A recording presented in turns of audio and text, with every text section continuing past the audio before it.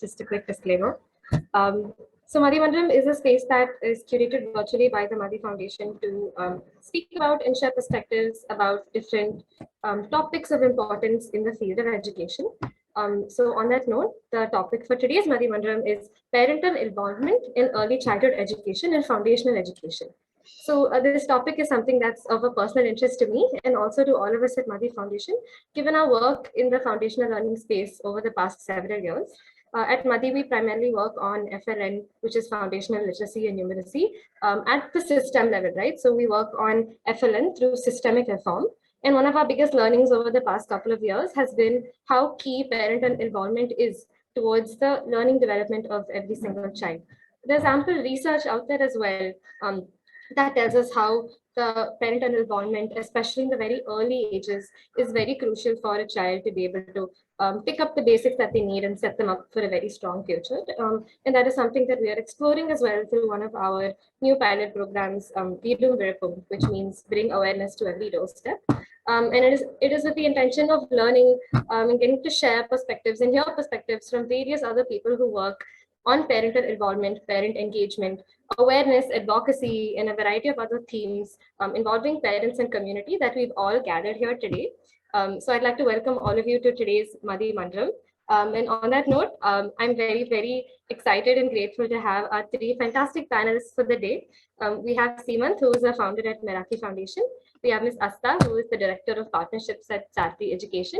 And we have Mr. Siddesh, who's the co-founder and Chief Programs Officer at Leadership for Equity. So I'd just like to take a few minutes to introduce each of our panelists before we get started with today. If we could just go to the next slide. Great. So welcome, Mr. Seemant. Thank you so much for joining us today. So Seemant is the founder of Meraki Foundation. He is an IIM Bangalore alumni who worked as a primary teacher with Teach for India before beginning his career at the intersection of policy, data, technology, and community. There's a lot of wonderful things to be said about Meraki. They are the first Indian not-for-profit that was declared as the world-changing idea in education by Fast Company in 2019. Top 15 ideas worldwide in early childhood education at MIT solved, and they won the NASSCOM Social Innovation Forum Award in 2019. Mr. Seemant was also one of the 2 social entrepreneurs from India selected for the Global Social Venture Competition that was held at UC Berkeley. Currently, Meraki Foundation does work with parents, and they serve over 1.3 million children across over 47,000 Anganwadis in India. So thank you so much for joining us today, Seemant. Looking forward to hearing from you. Thank you. Thank you. Our next panelist and speaker for today is Ms. Astha. Astha works with Saarthi Education. She's the Director of Partnerships there. And she has led Saarthi's on-ground operations and initiated the financially sustainable models over the last 3 years. Before Saarthi, she worked with Godrej Agrovet Private Limited, Manas Foundation, and Shrijan India. And she has over 6 years of experience working with low-income communities, both urban and rural, across the country. Welcome, Astha. It's so nice to have you here today. Thank you for joining us. And our third panelist for today is Mr. Siddesh. So Siddesh is the co-founder and Chief Programs Officer of Leadership for Equity. They work in collaboration with the government at the intersection of policy, program implementation, and research to help strengthen public education systems. He has more than 11 years of experience in this sector. And he's currently leading a large-scale World Bank-funded project in Andhra Pradesh to implement statewide reform in teacher professional development. Welcome, Siddesh, and thank you so much for being here. Thank you so much to all our panelists for taking the time out to talk about this topic today. So we have a couple of questions that we've curated on the themes of policy, pedagogy, as well as sustainability of projects while working with parents. Before that, we'd just like to hear from you. If you could give us, I know we did like a short Wikipedia/LinkedIn sort of introduction to all of you, but if you could just share a little more personally, like your journey with parents, why you do what you do, and perhaps also just some brief thoughts on the topic that we've chosen for the Madhi Mandram today before we dive into the questions. Anyone can go first.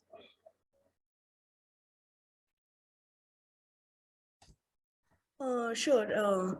Thanks, Porvika. I hope I pronounced it right. Yeah.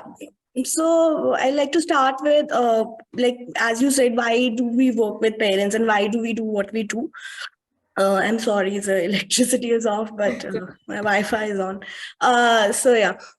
So basically, research has also shown that, if a parents gets involved with their child, it creates 6x more impact than what a teacher can create, because the child spends 84-85% of their time in their household or the larger community they live in, and only 15-16% of their time at schools and where they go for education. So it becomes extremely important that a parent gets involved with the child, engages with the child.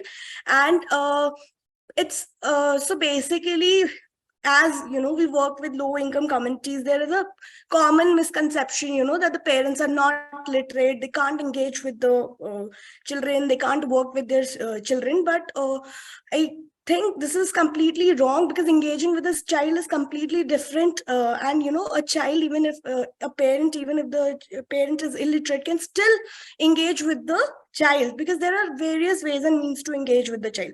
So there is a lot of scope to work in this domain, because the maximum time a child is spending is at home. And home is the place, where a lot of intervention can take place if you want to work for the overall development of the child. And therefore, at Saarthi, we work to enhance the learning capabilities of students, but at the same time, we give equal importance to parent involvement in this journey. So what we do is, as Saarthi has created thematic and English language sheets that we provide to the students, but we take utmost care that these sheets are being delivered by our para teachers, but at the same time being done by the parents at home. So we take utmost care that the parents sit with the child to do this worksheets, and our para teachers only support them in this journey. And with time, our parents are more and more involved in this journey. They may be not literate, they may be not helping them solve the problems, but it creates great impact when the parent is just sitting also with the child and asking the child to that 4:30 baj gaye hai, ye tumhare padhne ka time hai, like it's 4:30 and you have to sit with me to study, and I'm sitting and doing other things, but I'm also engaging with you at the same time. So this is what we think is very important to do, and very important to build this kind of conversation, a larger conversation with the parents and with communities at large. So yeah, this is the gist of what we are trying to do at Saarthi. Thank you so much, Astha. That was really beautiful. Thank you so much for sharing. Yeah. Siddesh, Seemant, would anything like to go next? I'll go because I have significantly lesser things to share than Seemant. Thank you again for inviting me. What LFE does, I think organizationally, a large part of our work involves working with the system and policy implementation, and also like teacher professional development, working with the officer system and so on. But we also have a research vertical, and two of the members are there on the call today, and I would love to sort of involve them as and when if questions become too complex. Right. So, but what we did was, what I'd like to introduce in today's conversation is, while a lot of us are thinking about how to improve learning outcomes, how to improve, sort of engagement of the parents, involvement, and of course that is linked to improvement in teacher empathy, where if teachers start asking questions, they'll start relating more to the students' context, and as a result the relationship will improve. Many research studies have shown improvement in learning outcome games, with higher parent involvement. Creating shared goals, the NEP and the NCF 2022, which talks about the need for parental involvement and how they can be co-creators in creating shared goals and shared responsibilities and so on. Support at home to learning, which is what many organizations are also doing. But one thing, LFE was proud to engage with Brookings USA on an international study in 12 countries, where 25,000 parents and around 7,000 teachers were interviewed and surveyed. So on that, there are a lot of insights around what are the belief systems that parents come in with about the purpose of schooling, purpose of education, and so on. What are the discrepancies between teachers' beliefs and parents' expectations, and how can that be sort of used as a creative conflict to take the relationship forward? right? And there are certain tools and frameworks that they suggest through research how that can be done. I'd love to talk about that as and when the aligned questions come in. But I think what the perspective I would like to bring in is demand side and supply side. I think that is very commonly quoted, where at least LFE and Madhi, to a large extent that I am aware of, we work on the supply side. Where we are building the capacity of the system to ensure that they're supplying the right kind of teaching learning materials, teacher practices, and every other things to the children. But unless the demand is coming from the parents and the parents are holding the system accountable, there is no incentive for the system to change. So how do we balance these two things is definitely something to think about. And the purpose of parental involvement, there's a twofold purpose based on what Brookings has come up with. One is at the level of the learning improvement, improving the system by higher involvement, higher learning outcomes, higher at-home support. The second is transforming the system. How do we change the mindsets and beliefs where parents are going to be able to hold the system accountable in terms of what expectations they have from the system? Is it more towards the civic and academic purposes? Is it more towards the economic and secondary and tertiary purposes of education? What does that look like, and how can the system be transformed through parental involvement is also a context to look at. And that's something little bit I can, and some of my team who is there can talk about. That's it from me. Thank you for inviting. Over to Seemant. Thank you so much, Siddesh. Thanks, Siddesh, Astha, for your thoughts. Thanks, Purvika, also for inviting me. I think just as opening thoughts, and I know the larger theme of the conversation is parental involvement, specifically around FLN. I think, and obviously I want to sort of state essentially what Meraki does, but I kind of wanted to sort of start off sort of by creating a slight wedge between the topic for discussion today and where I feel like, at least from my reading of having done this for 6 years now, where the systemic view, essentially, the one that Siddesh alluded to, I think what are some of the lacunas? I'd want to talk about that to set up what Meraki does, and also talk about how we are sort of trying to, address them. I mean, some of the ideas obviously resonate with what Astha and Siddesh are talking about. But before I start, I want to just like put a light on who this parent is and what are some of the unsaid assumptions about this parent before talking about their involvement specifically around studies. So historically, Meraki sort of came into being essentially when we realized that parents, essentially, there wasn't a solution offered by the government or the private sector. Private sector obviously wasn't incentivized to work with parents because there's no money to be made there at this point, specifically when you talk about parenting itself or parental involvement with respect to the child, specifically in low-income communities. The government also hadn't done actually enough, and I don't think the current NEP 2020 or NCF also does as much actually to further the idea of parental involvement. So historically, if you look at like just this idea of parent and where does it find reference, the first time that obviously this came into being and it was put in a policy was, I mean, not the first time, but first time where it was significant was RTE, obviously. And you found that the reference to parent was specifically to the context of SMCs, school management committees. So till then, essentially what had happened, and if you look at the policy, right, like Sarv Shiksha Abhiyan, mostly late 90s, early 2000s is when, that took off. So 2000 to 2000, I would say 15, 20 was that time where we are pushing for primary school enrollment. We were expanding the scope of access for primary schools across the country. We did pretty well there. Data is, gives you that perspective, but largely there were these unsaid assumptions about parents, right, which I would want to highlight that we sort of stumbled upon. The first thing that we noticed was that parents continue to till now have been bound by very inflexible structures of engagement. By that, what I mean is that till obviously the RTE they were bound by this idea of a PTA, which would happen or won't happen. But the essential idea of a PTA would be कि बच्चे ने कैसा किया, how did the child do, right? Or he scored this much or didn't score this much, or he's talkative versus not, that kind of structure where conversation is very like functional in terms of whether the child is doing what he's or she is expected to do versus not. Even after SMC, if you look at like the role assigned to a parent, is primarily around how does the parent actually help improve the school. That's the role primarily that's been assigned to the parent. Prior to that, obviously the role assigned to the parent, if I am the government and if I'm talking to the general populace, here's what I would be saying now 2009, right? Why don't you as a parent leave the child at the doorsteps of the school and we'll handle it from there. That's primarily the conversation or the larger narrative around parenting on parents was till 2009, where parents were then invited into functioning of schools.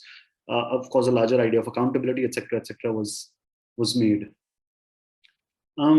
Now that we have sort of, I've tried to sort of put together like an analysis of where parents have been invited into the system, what kind of structures they have had access to involve themselves. I'm saying with the system till now. I'm still not gotten to the child part of it. I find there are 3-4 things that have sort of been lacking, right? One is obviously what is the role of a parent. And when I say that, I mean the parent knows what the role of the parent is. I'm assuming more or less. I don't think that the state has defined what the role of a parent is. And I mean specifically with respect to, you could call it education, you could call it enabling a thriving environment for the child, whatever it is. I don't think there is role clarity there. A simple R&R, I don't think there is made out. I'm also not sure whether it can be made out, but I'm sure that the government hasn't done that till now. Secondly, I think that the role that has been defined has been pretty restrictive, and it has been pretty on the scope of, oh, come help us get these schools better so that your child will learn better, more or less. And thirdly, I think more or less till now, parents have been treated more as liabilities that have to be managed than assets that can be leveraged. That's the space that I think parents have more or less, occupied till now in terms of the work that that has been done with the parents. A quick note on who these parents are, and before I get into that, like a couple of ideas. It's important to understand who these parents were as children to understand who these parents are now as parents. And key ideas around that is that brains are built and they are not born. Why that is important is obviously because brain building happens on the experiences that these parents must have gone through. And given that most of these parents are in low-income communities, tied to blue-collar jobs, then don't really result in upward mobilization of the kind that some of the people maybe on this call would have experienced. Key concepts like core capabilities, which is mental flexibility, execution function, again brain concepts.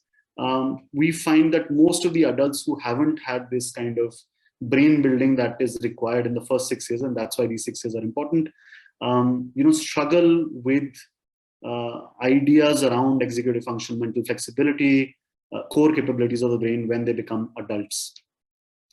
So essentially, these are parents who've grown up mostly in intergenerational poverty, experienced ideas like violence, lack of education, neglect possibly at home, and now are functioning adults who we suddenly want to have a great deal to do to improving school outcomes or life outcomes for their children when they themselves haven't experienced that.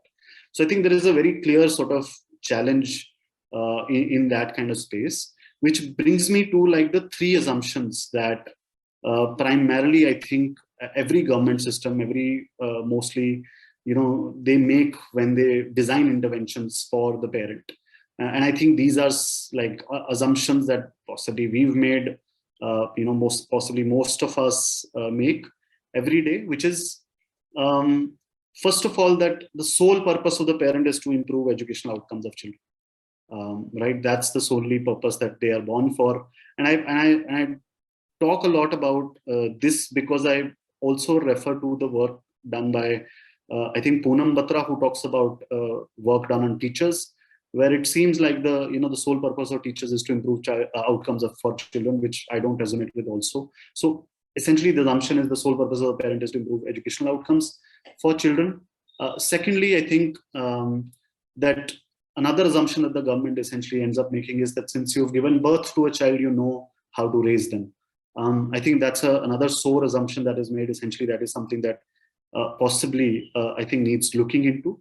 And the third bit that I think a lot of, again, government programs, I think a lot of conventional programs happening right now struggle with, even if some of these assumptions have been taken into incidence, is that information dissemination itself will solve the challenge of parental engagement and involvement, which means that, oh, I'll send them a 5-minute activity at home and they will do it with the child and that's it. That will never solve the problem that the scale that we are trying to solve for. So I think these are 3 assumptions that I wanted to bring to notice as we talk about parental engagement specifically with children. I think it's important to sort of keep in mind these 3 assumptions. I'll repeat them. First of all, is the primary objective of the parent is just to improve educational outcomes, which almost pegs them as that parents are a means to an end and not the end itself. It almost seems like parents are a means to the end, which is the improvement of child outcomes. Second thing that I talked about was that since you've given birth to a child means how you know how to raise them. And third is that information dissemination alone is good enough to improve child outcomes.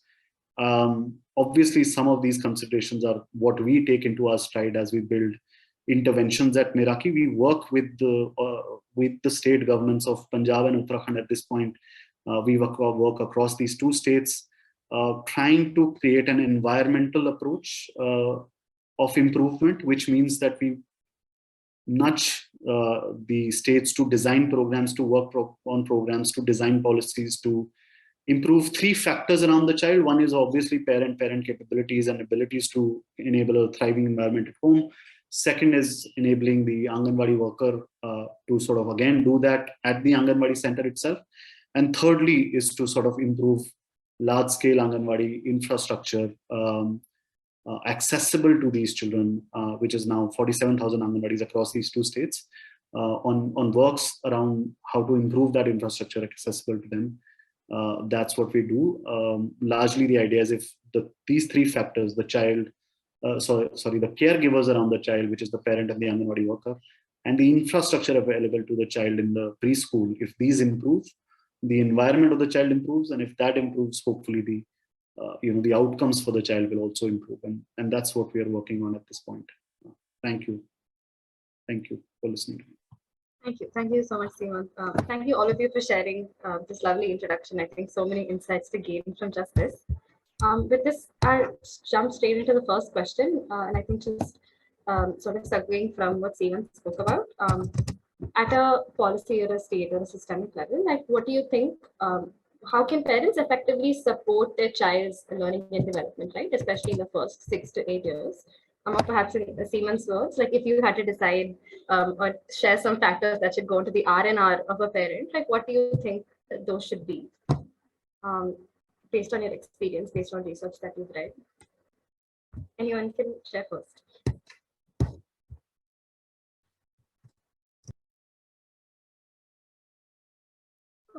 Hi.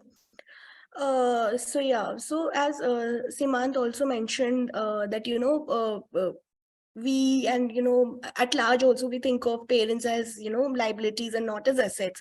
And also I also like the point that he mentioned that how we assume that parents can be the change makers for the child's education, even though they were not given this they as children were not given the same environment, or they were not had the same factors that their children they would want for their children right now. But also I would like that if we can because since we work with more than 8,000 parents across Delhi, NCR, Dehradun, Haryana, so we have also noticed that especially mothers do recognize that, as children, they have not had, certain things, and it becomes aspirational that, because we didn't got the, kind of upbringing that, other children might have got. So it becomes very aspirational, especially for the mothers. And at this time, if, leverage this aspiration of the mothers and, work with them. So obviously information dissemination is not, enough. So right now, like at Saarthi, we have created a layer of para teachers who are, women workers from within the communities, who are kind of slightly, more active mothers and, more active people who can, go around and, build the capacities of the para teachers first, identify women from within the communities who can act as, catalysts to, kind of motivate and, involve more mothers around them, build their capacities first. And this is, a slow change, which takes time, but, after 6 months, 12 months, 18 months, there, comes a change when the mothers, starts getting actively involved. And again, there is, like I earlier mentioned, that there is a misconception that parents have to be literate, because, these parents have not got the kind of education that they want for their children right now. But the kind of engagement they can create, and obviously they need hand holding. For example, we at Saarthi have identified mothers as 0 to 6 months are very new mothers, 0 to 6 as in the program. So they need utmost support, as in they need weekly visits. Every day the para teacher have to call them and support them in the process and things like that. But after 6 months we see a change that they are getting more involved. Then for 6 to 12 months we will kind of change the strategy, maybe visit them in 2 weeks. So like that we can keep building the capacities of these mothers. And as the child grows, especially in the from early childhood to the foundational learning ages, so if we start building the capacity at an early age, when the child is at an early age, then by by the end of 1 year, 2 years, the mothers can build their capacities with the support of other mothers within the communities to kind of engage with the child, that helps in the not only education but the overall development of the child. So I think this can be an enabling factor for mothers, and also in this entire the process at large. Thank you. Great. Thank you so much, Astha. Seemant, Siddesh, would you like to share? Yeah, I mean, I would not as solutions as such. Before we go to the R&R, if I can quickly share my screen and show exactly what, just to set the record straight in terms of what the NCF says, and then we can collectively analyze whether the policy thing is doing enough and where things can be added and so on. Ritika, can you just enable screen sharing for me? Since we're talking about policy perspectives, let us read some excerpts. I think you have the access to share the screen. Can you check? No, it says host is disabled, participant sharing. Okay.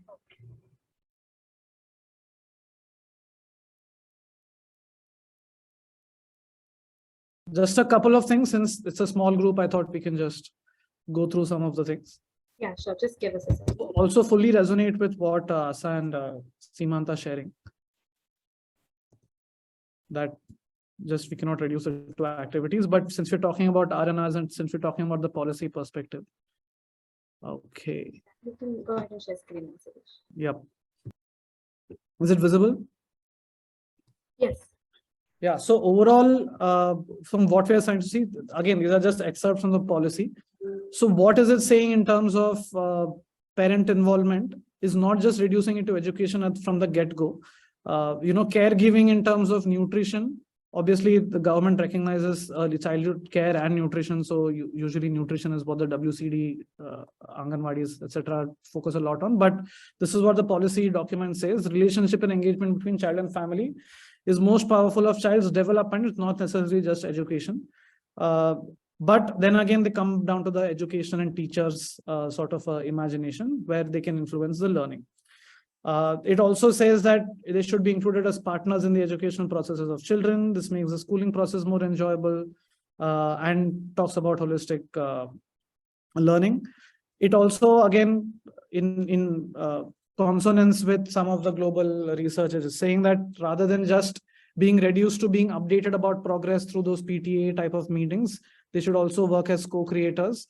We should be able to richly access the fund of knowledge that the families bring in and see how that can influence not just the learning, but also the educational and development processes. So it's teachers and families support the child's development across all domains. It's not just purely education, but we know that they are talking about primarily education. Then they talk about communication, and that's it. So here, so to illustrate, right? So purely in terms of what the policy imagines parents to be doing, it's participating in celebrations, helping with organizing your field trips, align aspects of school practices to the local context, festival. All of this, of course, is primary. It is not really early childhood and foundational. One can say this is primary and sort of elementary education, and be part of. So it is more or less, I'm going to stop sharing. I think many of us have read, but for some of the audience who might not have actually seen what the policy is saying, definitely there are some limitations here. So rather than share what can be done, I think my understanding is limited in terms of the solution. What Brookings recommends is something called a conversation starter tool, where there are certain 5 or 6 basic questions around parents' expectations, teachers' expectations, and using these either discrepancies or alignment to basically start a conversation, and then see how over the year they can shape how that interaction can happen, or what educational processes need to happen in the school. For example, whether innovative pedagogies are going to be encouraged or not, or whether socio-emotional needs are going to be prioritized versus purely educational and economic needs, and so on. But I'm just going to pause here and then hand it over to Seemant again for specific inputs. Porvir, could you reframe the question once for me, please? So the question is, how do you think parents can effectively support their child's learning and development in their early years? Right. So I think a couple of thoughts on what I've seen on ground, and then possibly learnings from that to sort of extrapolate on, how can they do this. So just quick context. I think Meraki primarily was a community-based organizations for the first 4 years of our existence, which what means is that we actually spent thousands of hours working in a model where we would do 6-month programs with parents through schools and Anganwadis, where we would call them in person in kind of 8 workshops spread over 6 months. These workshops would be followed by take-home activities that they would do with their children, and then home visitation. Essentially, that would be done by a community champion, similar to what Astha is, I think, articulating, which is somebody who's a more involved, engaged parents who would go and engage with the parents, try to understand what are the challenges that they're facing, etc., to sort of improve outcomes for them. As COVID hit, access to parents on ground became zero suddenly. Which meant that we had to sort of, figure out more digital ways to reach them, which obviously meant that technology had to be used, but it also meant that a couple of ideas that were key to our existence, which is one, we see, our work always, we always see ourselves as, as an organization that will work with the government. We see scale through the government as the key idea of our progress. We see that the most important lever is the person who is in charge of the last mile delivery, which is, in this case, our case is the Anganwadi worker. In our previous avatar, it was the community worker who would work with the parents. And the third is that we always believe that technology plus offline, online plus offline, is the way to actually change the game in the longer arena.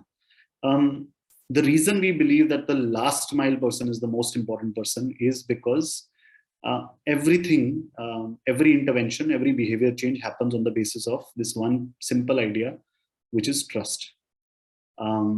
if the demand side, as we call it in economics, or as we call them in this particular case as the, the parents, the beneficiaries possibly, if the beneficiary is confident of what it's receiving, the intention behind what it's receiving, it will lap it up. And if obviously if it sees the benefit of that, it will definitely lap that up. So using these three ideas, we essentially, started our work with the state of Punjab, which is also my home state, and then the state of Uttarakhand, which has now become my second home state in some way. And the first thing that we realized in terms of our, practical sort of work was that even though parent was very important and clear to us, it wasn't really clear to the departments.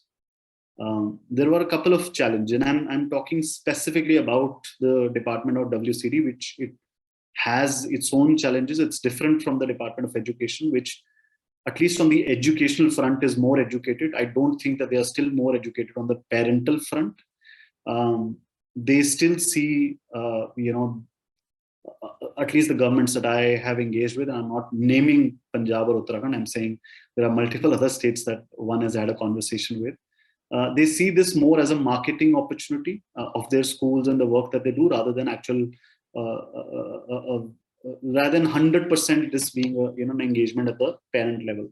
The reason why I mentioned this obviously are a couple of things, right? One is the larger idea is how do you engage parents? So the only way that you, and assuming that there is some information asymmetry, right? Which is that the parents, the intention of the parent is that the child does well. Let's agree on this, that every parent wants their child to do well.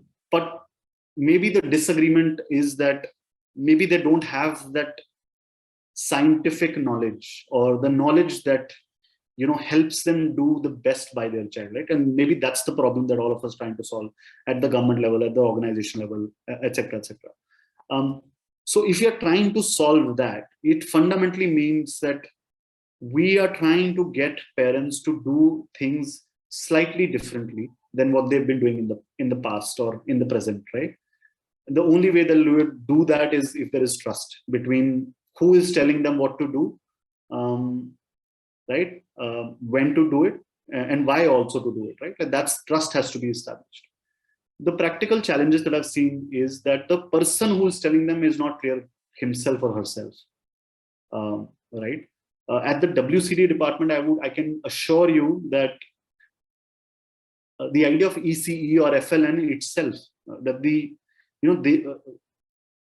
that this is their core responsibility, wasn't clear in these states when we actually started working with these states. And I'm not trying to highlight that these states are bad. I'm saying I am 100% confident that in most of the states, except for, let's say, Rajasthan, Odisha, I think Maharashtra to a certain extent, Anganwadi workers don't really know that ECE per se is a core responsibility that they have to, that it is their core responsibility, and then that engagement starts. So I think, firstly, the practical challenge that I see is that this entire workforce, there has to be role clarity on this workforce itself, because they are the ones delivering it to the parent or engaging with the parent.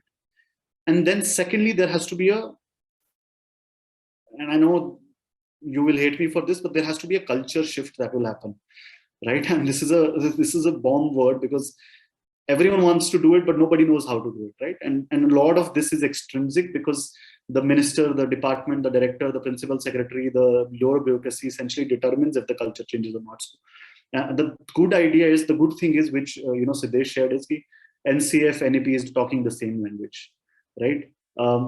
The great idea, at least for the Women and Child Development Department, is that Poshan 2.0 in Saksham Anganwadi, which is one of the 3 large schemes that they have launched, talks about this idea, which is early childhood care and education is important.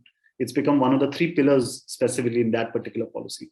So which means that even though the challenge is that role clarity doesn't exist and it has to be made, there is policy support to now enable a kind of culture change that needs to happen.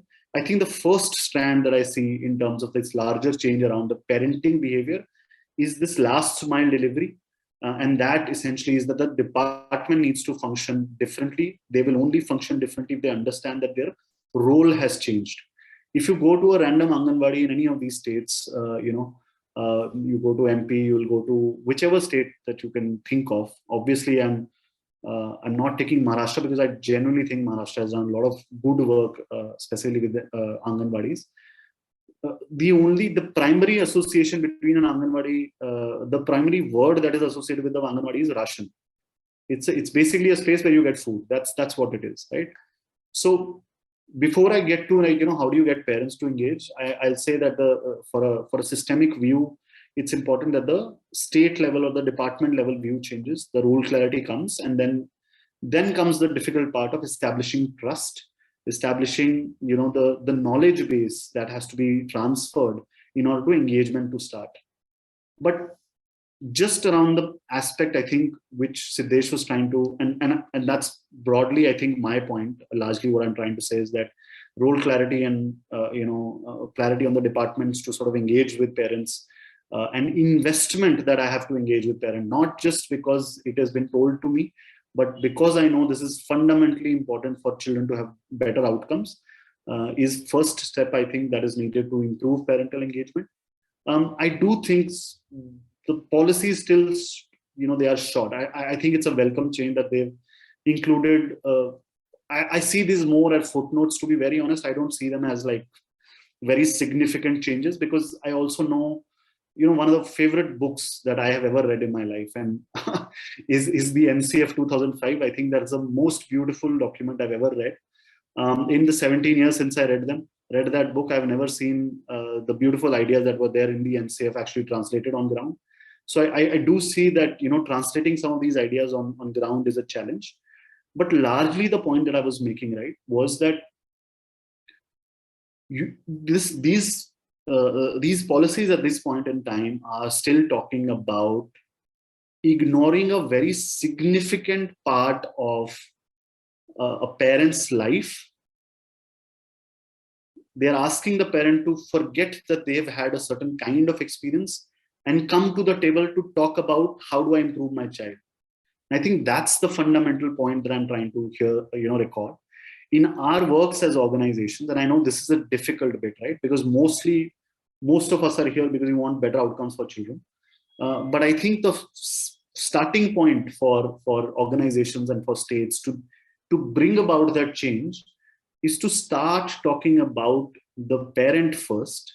And I don't mean to start opening up parent dialogues where they're just talking about the challenges that parents face, but I think like there has to be empathy with that idea, to start talking about the challenges that parents face first at home, and then try to bridge that gap on.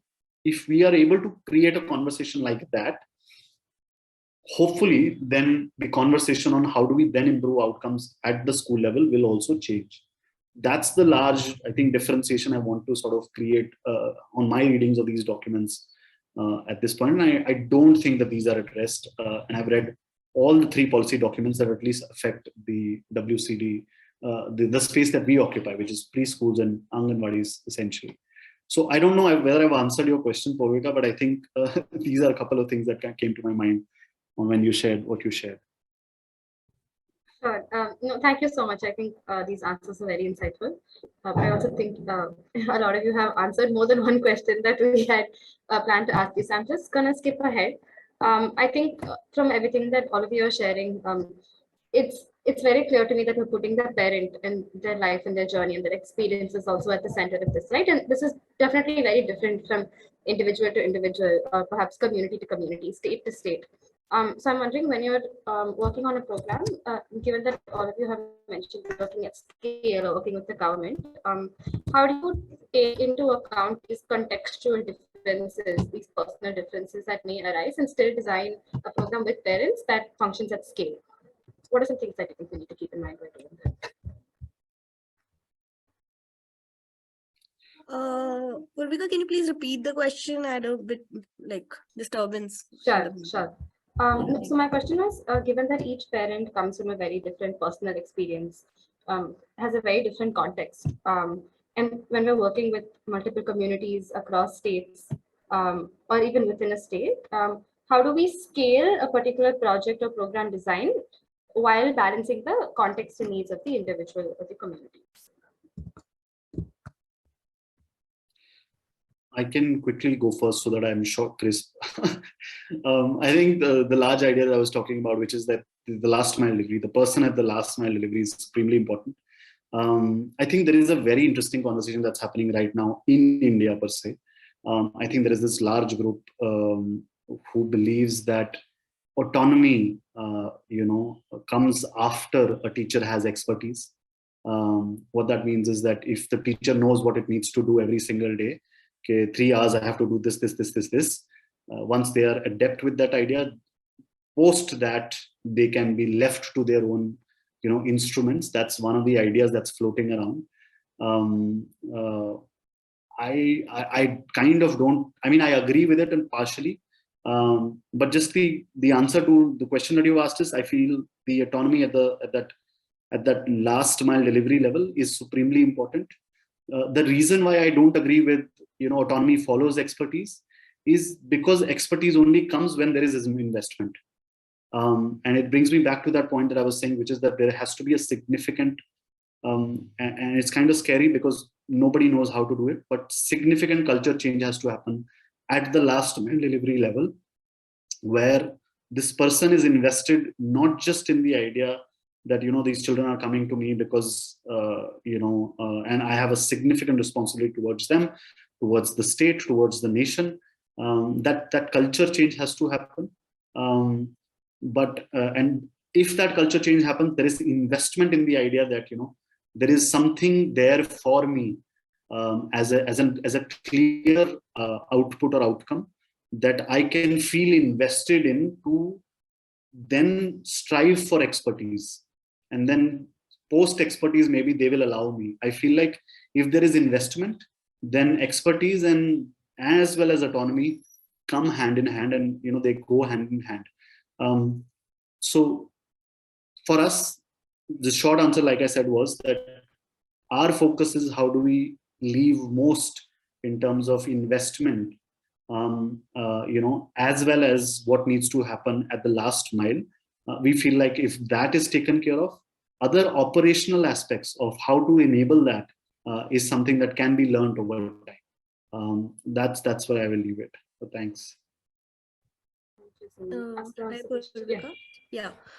So as we talk about scale, and also scale in terms of different states, different communities, then I think two things are very important. First is acceptance, acceptance to the program. If the parents or the community at large is willing to accept the program, and as Seemant also mentioned, that let us assume that every child wishes best for the child, that the child learns. So I think acceptance comes easily, for since we work with early childhood and foundational learning, and when the parents also has the aspiration that the child learns, so the acceptance comes easily, but then comes the execution. So I feel that at Saarthi we are a unique blend of online and offline components. So when it comes to scaling in terms of our technology and how do we scale, so we have a ready to use tech, but when it comes to the on ground model, I think our model is hyper local. And when I say hyper local is because we kind of train para teachers from within the communities. So when we have to scale to a maybe different state also, or a different community also, then also we'll hire people from within the community, train them from, and they and also take utmost care of that we are using the language that they speak. And also, since we are right now only in the Hindi speaking states, it has not become a problem for us, but I think using the vernacular language, using the kind of understanding the culture they are from, understanding the background. Also, we are working with similar background, like all our parents come from low income background, and all of them do similar jobs, so it becomes easier to understand where they are coming from. But even if you are we are expanding to a place where the demographics are different, then first understand where they are coming from, and then creating a local model there, understanding their people, training their people, and then work there. Otherwise it becomes a little difficult to scale in different states and different communities. That's what I feel. Thank you so much, Astha. Siddesh, would you like to add?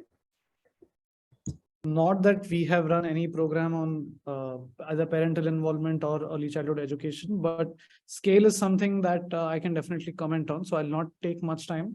Fully agreeing with Seemant. In fact, there's a separate conversation I need to have with him regarding this whole structured pedagogy approach, which is being spoken about in many contexts. But what in terms of scale, what will differ is based on the way the program is designed. If it's outwards in, with the community para teachers and your community is being empowered to support the child, irrespective of the benefit of a government scheme that they're receiving, then there is a different aspect of scaling it, because we will need access to community leaders, community champions, the panchayat system, all of these actors, where we are able to get that buy-in and ensure that irrespective of what the government or the system is doing, community is self-sufficient in taking care of these developmental and educational needs. But there is also the aspect of an inwards out program, because there is a huge government department with thousands of crores who's supposed to be doing that itself. So how do we make that system to outwards sort of reach, where it has to be a combination of these, again, the policy environment, but what we understand as policy is not just this NCF and NEP and all of that. Your state and district level policies also matter a lot. What sort of, they call it proceedings or memos or paripatrak, whatever is it that is called at the local level. How do we influence those to be released? And the Zilla Parishad CEO is one of the greatest levers in this, because they can issue proceedings and programs with their district budgets, irrespective or over and above whatever the state or the nation can provide, right? So identifying these actors, understanding and creating that policy environment, and policy not just by saying ki ye karna chahiye.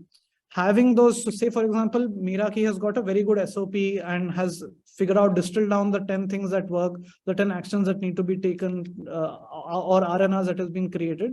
How do we integrate that into a Zilla Parishad, Akola sort of SOP in terms of what is to be done? And then having that monitoring system to ensure that it is being done, and helping the department to track, monitor the progress based on the SOP that is created. So it's a combination of understanding the technical needs or the technical best practices or solutions that are coming in, but integrating them. It is not a build, operate, transfer. It is co-build, cooperate, and then exit. That is the kind of things that is required, because if the expertise is not there in the system, somebody has to build it alongside them and then leave the system with the ability to function on its own, which I think, again, Madhi does a lot of, and some other organizations, Kaivalya, etc., are doing. But I think that is what needs to be done at scale when we're talking about a system outward perspective. Can I just quickly add a couple of points? This is beautifully put by Siddesh. And I think one of the initial things that gravitated me towards the work that LFE does, a little bit of understanding, was the work that they were doing with Zilla Parishad.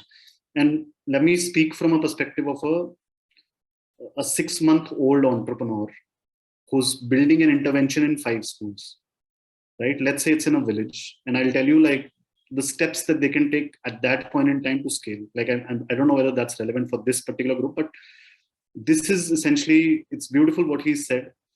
One of the things that we talk about, and I didn't want to touch it per se because I think the scope was just the WCD department, but one of the things that we do is that, there is a village development plan. And then it is sort of, it is put together to come together at the Gram Panchayat level and then at the district level as well. So irrespective of the district that you're in, there is a district development plan that's made, right? There is a word in Hindi which is called Dhindora. I don't know if what's the equivalent of that in Tamil, but Dhindora is almost like beating your drum, right? And specifically in cases where there is, and we've talking about this parent language for so long. One of the things that we never did was Dhindora, which is like beating the drum of parents, right? And the reason why I feel like that is the more critical word at this point in time is because one of the things that we do with the WCD department is to get the supervisor, who's kind of a program manager of the Anganwadi worker, to go and meet the sarpanches and get them involved in the ECC days, to get the sarpanch to articulate the language of why early childhood is important, to get them to articulate the language of why parental involvement and their regular involvement is important. there is a lot of convergence that's happening between the education department and the WCD department, getting the principal or the head teacher of that school to come to an Anganwadi and tell them, why this is important, because these are people who are influential in that community, right? At the district level, nobody looks at the district development plan. If you go to the district that you are in today, chances are that there won't be a district development plan. And if there is, it is a copy paste of the one that they would have made 5 years ago, right? More or less, with several changes, obviously. As an organization, I think what Siddesh, and the point that I resonate with the most is, you get every stakeholder that will listen to you and get them involved in that idea. Because not only does that create a sense in the community that this is important, it brings that idea to limelight. And finally, we talk about monitoring. This is how monitoring happens. If everyone is embedded in that idea, invested in that idea, and putting that together, right, there is then collective accountability that is happening, which is happening because all the institutions are pointing towards that idea. So I just thanks Siddesh for sort of pointing that out, but it's a super critical point, I think, in terms of when we're thinking about scale as well. Thank you so much. I think I just ask one last question before we open the floor up for audience questions. And this is going back to what Siddesh was sharing in the very beginning about looking at parents as transformational change makers, right? There's one layer where there's the parent learning at home directly supporting with learning at home, directly trying to influence outcomes. And there's the other where the parent is sort of holding the system accountable and transforming the system by being advocates for quality education or quality development in that sort. So just wanted to know your thoughts on, as like a non-profit or an external organization trying to work on parent advocacy or parents as advocates for quality primary education and sort of the political lens that comes with it. Like, how do we navigate that? And how do we still find ways to get parents to advocate for change within the system? And Siddesh, maybe you can go first. I was afraid you would say that. No, so one thing, and this is, I've been discussing this with various organization leaders, maybe not enough organization leaders, is that the way our organizations are set up, we are dependent on little bit of at least those who work closely with the government system, we are dependent on some political favorability, some administrative favorable climate, the officers should not get transferred easily and so on. And we are also dependent a lot on CSR and foundation funds who do not want to necessarily be associated with anything that is going to stir the feathers politically. Right. So if our sustenance is in the question, as an organization, we are not going to take a socio-political stance or do something that is going to stir the feather. However, India and the Indian social sector has had a deep history of being socio-politically involved. The movement, so like, Amitabh Bihar says techno-managerial versus socio, political or what, I forgot the exact term he uses. But that type of an organization or organizational ethos is what is required to be able to be so entrenched or entwined with the community, where we are able to dictate the political agenda. Right. So now we are seeing that, political will in education is working because now after the Delhi model, now Andhra Pradesh is spending thousands of crores of rupees in renovating schools and Anganwadis and even inclusive education centers and so on. But it is a political mandate for the CM. Similarly, but how will that happen? That cannot happen purely because an NGO is telling an IAS officer that it needs to be done, or an NGO is telling a politician that they are friends with that this needs to be done. Politicians purely respond to the pulse of the people. So that demand creation, or for the lack of a better word, some fire to be or some spark to be done through the community is going to be required. When what is it that a child is losing out on by not getting the care and the benefit purely through, food and nutrition, maybe to some extent they're getting, but whether the thriving aspect of the emotional holding environment that is required for the cognitive development, for the emotional development of the child, they are losing out on by not having that. And how can parents start demanding for it? And then if that demand, if enough panchayats are taking note of it, if enough your village committees are taking note of it, then enough counselors are going to take note of it. Your urban ward cooperators are going to take note of it. And then eventually it is going to mushroom, saying that, hey, this is something that we really need to put in the party manifesto. A lot of people are looking at it. So that is the only way I'm seeing that to be done. And a techno-managerial organization like us, who is dependent on CSR funds, who do not want to be associated with any political agenda, I don't know how successful we will be in purely driving that. The ethos has to be different. The makeup of the organization has to be different, and the approach has to be different. It cannot be the way at least we are running, or I am running my organization. Thank you. I think that makes a lot of sense. Astha or Seemant, would you like to add your perspectives? Yeah, so I agree with what Siddesh said. Also, just adding what he said, like, how do we navigate kind of, this discourse? How do we navigate through?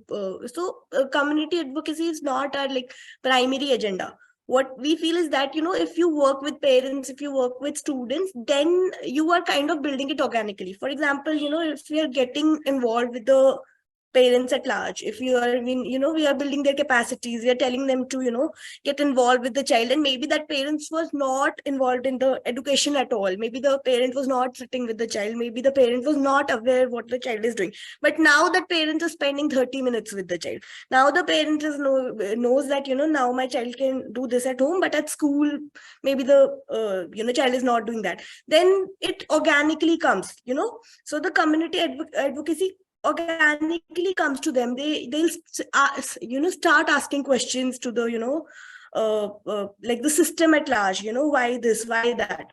So I think if we don't keep it as a primary agenda but build it organically, like if of what is happening, then what is happening right, what is happening wrong, and then you become your own advocates, is what I feel. So yeah. Thank you so much. Seemant, would you like to add?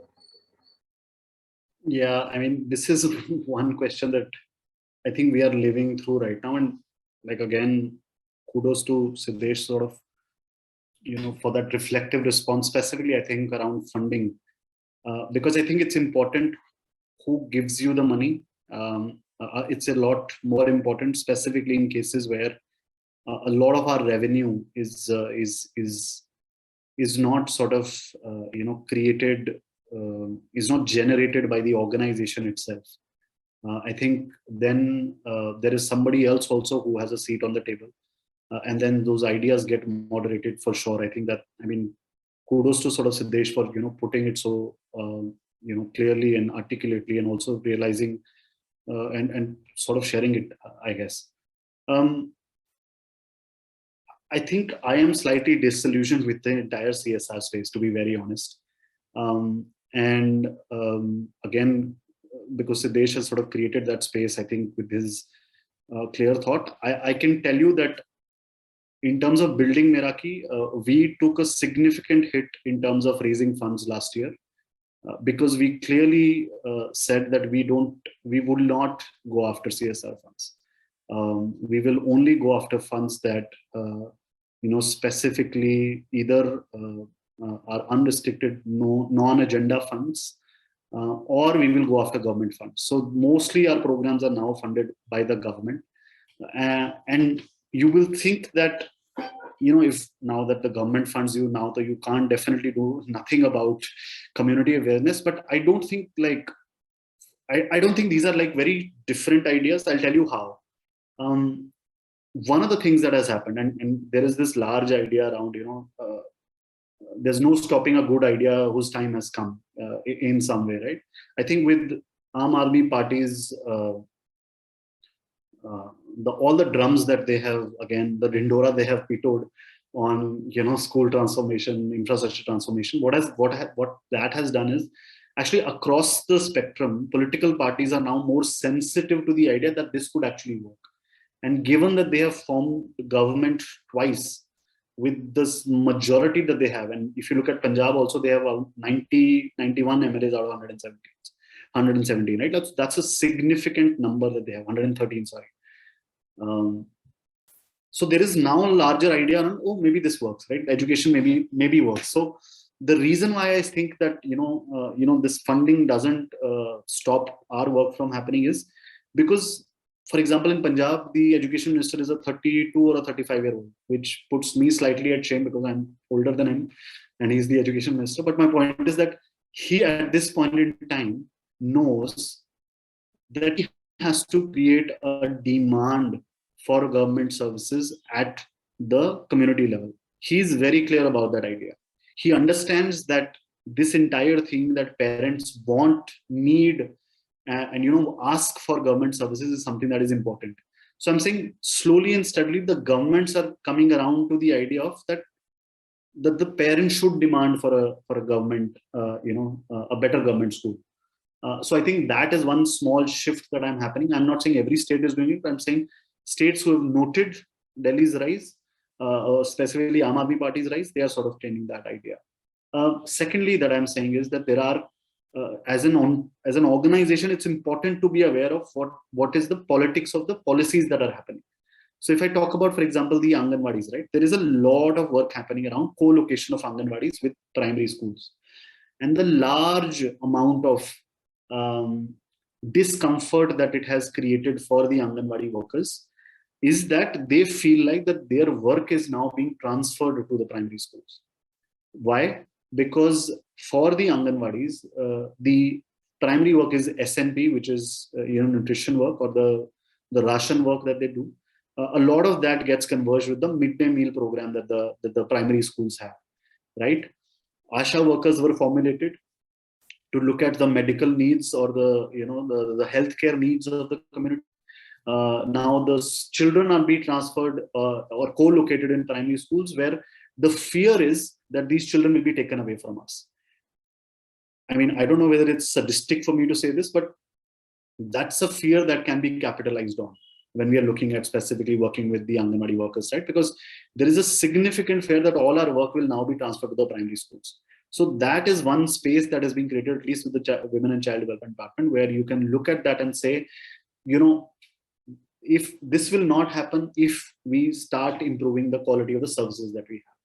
That will only happen if the parents believe, because now parents have a choice, right?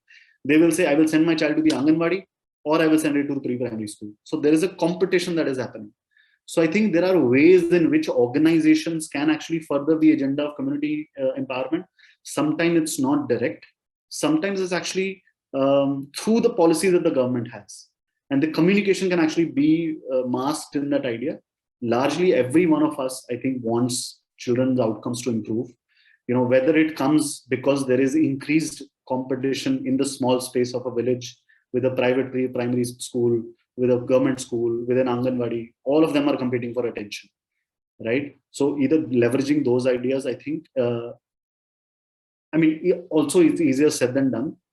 It is definitely, I think, currently with the kind of climate that we are in, obviously, I think it's challenging to, start getting dharnas to be held at the doorsteps of a school, demanding for better education. I think that's an idea that most governments are very, very, very shy of and are very skeptical of. But I think there is enough space around the policies of these, the politics of these policies, as well as enough leverage that you can do specifically in terms of demand creation, and using those kinds of tactics to sort of to create some kind of community engagement. That's what I think at this point. Thank you so much to all of you for your very insightful answers. Okay, Shad, Siddesh, no problem. Thank you so much. Yes, thank you so much again. I have to rush, actually. It was an absolute pleasure, and I'd love to connect with Saarthi and Meraki to see what potential collaborations lie, and in general to see whether there's a lot that we have to learn from them. And thanks, Madhi, so much for inviting me and making the space. Thank you so much, Siddesh. It was a pleasure to hear from you and all of your insights. There are still some LFE team members here in case they're in the audience, but if at all they can add any perspectives. Sure. Yeah, thank you so much. Thanks, Siddesh. Thanks you. We'll just take another quick 5 minutes. If there are any other questions from the audience, I know we had a few questions on the registration form as well. And perhaps we can just pick up 1 or 2 of those to answer before we wind up for the day. Thank you, Sindhu, for sharing the registration form questions. We'll take another minute if anyone on the call today would like to ask any other questions to our panelists. Please do drop them in the chat box.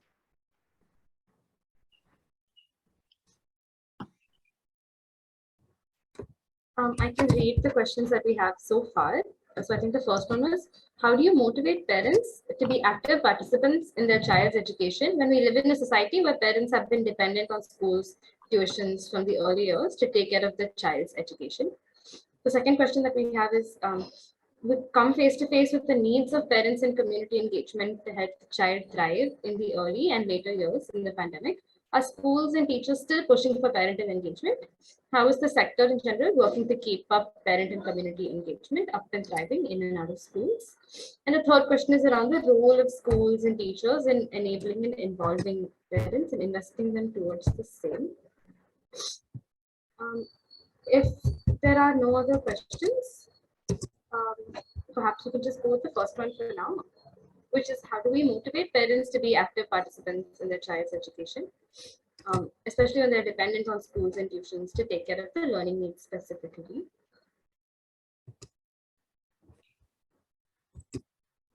Would you want to answer? Yeah, I can quickly go. I think first question is, how do you motivate parents? I think it comes from a space of empathy that this is difficult in the current times. It's very difficult. Inflation is high, employment is low. I mean, obviously time will improve. We don't know where you are as a parent. I'm sure that you're struggling, but it's okay. I'm here for you. I think creates that space. And I'm specifically referring to low-income communities, but I'm saying that this is relevant for even parents who are living in high rises, but struggling with jobs that demand 12 hours a day of work every single day and then still taking care of kids, right? I'm saying empathy comes first in that understanding that, it's okay, you're struggling, it's fine, but we are here. Let's figure out a way to get your children to do better. I think the anchor point is children doing better. That's what everyone is invested in. Sometimes when we create programs as NGOs saying that, the outcome has to improve for children, we kind of forget that there is a human being on the other side who wants the same thing, but might disagree on the way to get there because they have their own stresses, their own challenges that they're handling. So I don't think it's, if I were to reframe that question, and I apologize for doing that, but I don't think it's about how do you motivate parents to be active participants. I think in their head they are. I think it's about creating a space for support for these parents, individually as well as a community, where parents, if you talk to any of them, and if you talk to your parents actually also, they are perpetually in the cycle of thinking that we are not doing enough for your child, right? And when you go in as an organization saying that you're not doing enough for your child because your child is not doing XYZ, which Byju's also does, that your child is not doing enough, then that creates a space where the parent is basically using their insecurity to further your agenda, which is sometimes challenging. So I would say that create a space, create a space for them where they can actually just open up and talk to you. The larger outcome is the same for all of us. It's just, how do you get there? Do you acknowledge them as human beings? I think that's the critical point, I think, and that's the point that all of us are struggling with, right? Because the scope of our work is sometimes forces us or makes us come into a space where we stop to acknowledge that idea. So I would say that, I think, to this question.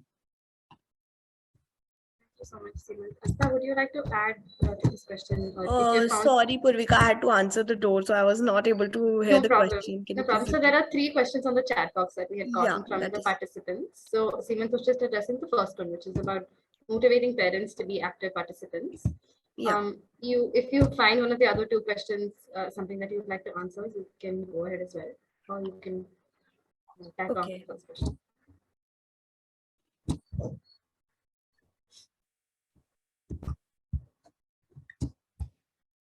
Okay. Yeah, so I heard the last bit what Seemant said, and I also, for the second question also, I think like motivation is utmost important. We cannot assume that, a parent can directly start participating in the, development of the child or education of the child. It's a slow process. So, you have to build it step by step. So you can't, and, in terms of our schools, pushing for parental engagement, our teachers, pushing for parental engagement. And I think it comes down to, their own motivation, their own incentive to do so. Because, even if we talk about, SMCs, only 5 to 6 parents are involved, and there is no incentive to involve other parents, or, for other parents to get involved. So, at a larger domain, the schools or the teachers, do they realize the need of parental engagement? I think we work in a few affordable private schools, so they do realize, that they have kind of, they are doing all the work, and, there is no kind of, support from the parent side. But at the same time, they do not identify ways by which they can, kind of build the capacities of parents so that they can actively participate. The PTMs they are involved in are still very, very kind of, I think Seemant also mentioned it earlier, like it's only to talk about their score and the kind of, terminologies that they use, aapka bacha acha hai, aapka bacha average hai, and then, the parent goes with the same idea of good, bad, average, and, uses the same terminology. So I think the kind of engagement, even if the school and teachers are realizing and pushing, okay, you work with the child, but the kind of communication they're having with the parent, I think that is not enough. Because then, you are creating an environment of fear, maybe.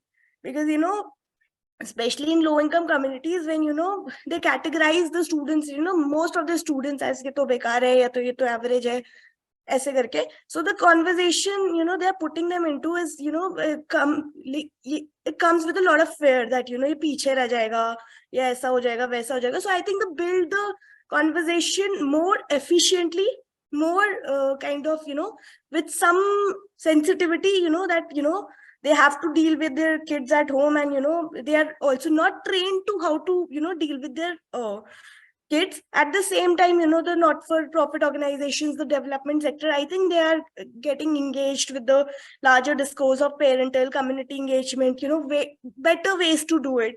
And also, for example, I can give the example of Saarthi, where, we have created a few SOPs that, what you can do to have an at-home environment of, learning. So you can, fix a space to study. You can fix a time to study, and also how you communicate. So we tell them not to, put a cross mark when you are checking the worksheets. You just, just underline it, or you make a circle, and then you tell the child to, repeat, kind of do the question again. You do not scold the child, or, compare the child with other students, or, other children. So I think these conversations are very important, because even if the schools or teachers push them, then how are they pushing them is very important, and how are we as in the development sector are pushing them is also very important. Otherwise it will create an environment of fear and neglect, and yeah. Thank you so much, Astha and Seemant. And I think with that question, we can wind up the Madhi Mandram. It has been an absolute amazing experience for me. I think just to hear the variety of perspectives and the honesty that you brought to the conversation, I really, really appreciate it. Thank you so much for taking the time out today to be here and for answering all our questions. Apologies for having delayed this by a bit, but thank you for your patience in answering all our questions. I hope you have a lovely day, and thank you to all the audience members who have joined us as well. Hope to see all of you soon back at our next Madhi Mandram. Have a nice day. Thank you, Seemant. Thank you, Astha. Thank you, Purvika. Thank you, Purvika. Thank you, everyone. Have a good day. Thank you. Bye. Thank you.